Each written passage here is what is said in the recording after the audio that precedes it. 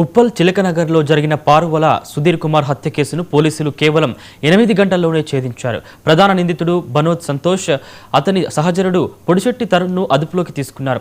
ముగ్గురు స్నేహితుల మధ్య ఏర్పడిన విభేదాల కారణంగా సంతోష్ కత్తితో దాడి చేసి సుధీర్ను హత్య చేసినట్లు డీసీపీ సురేష్ తెలిపారు. నిందితుల దగ్గర నుంచి హత్యకు ఉపయోగించిన కత్తి, 2 మొబైల్ ఫోన్లు, ఒక స్కూటీ స్వాధీనం చేసుకున్నారు. కేసును త్వరగా ఛేదించిన ఉప్పల్ పోలీసులను డీసీపీ సురేష్ కుమార్ అభినందించారు.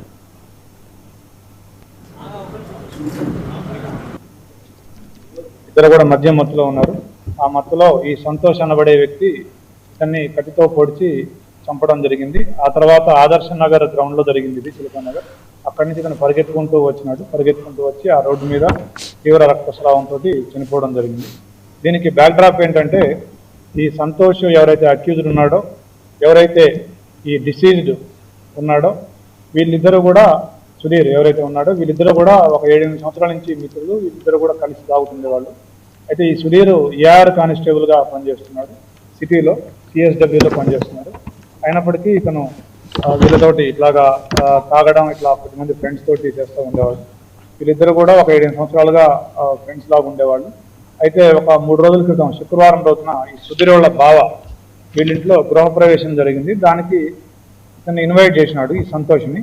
ఈ ఇన్వైట్ చేసే క్రమంలో ఈ సంతోష్ ఫోన్ లిఫ్ట్ చేయకపోవడం, మళ్ళీ సంతోష్ కాల్ బ్యాక్ చేస్తే సుధీర్ లిఫ్ట్ చేయకపోవడం, ఇట్లా వీళ్ళిద్దరికీ కొద్దిగా మనస్పర్ధ వచ్చింది. దాని మీద గత 3 రోజులుగా ఇద్దరు కూడా వాట్సాప్ చాటింగ్స్లో, ఫోన్లలో పరస్పరం తిట్టుకుంటూ ఉన్నారు.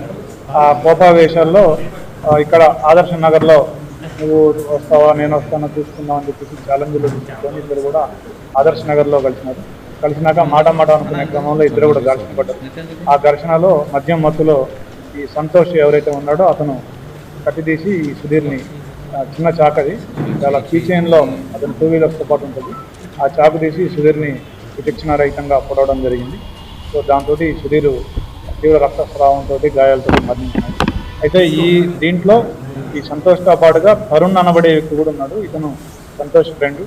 ఈ తరుణ్ ఈ సంతోష్ని 2 వీలర్ మీద తీసుకొని పోవడం, ఈ తరుణ్ అయితే యాక్ట్లో అతను పట్టుకోవడం కానీ పొడవడం కానీ చేయలేదు, కానీ అసిస్ట్ చేసినాడు.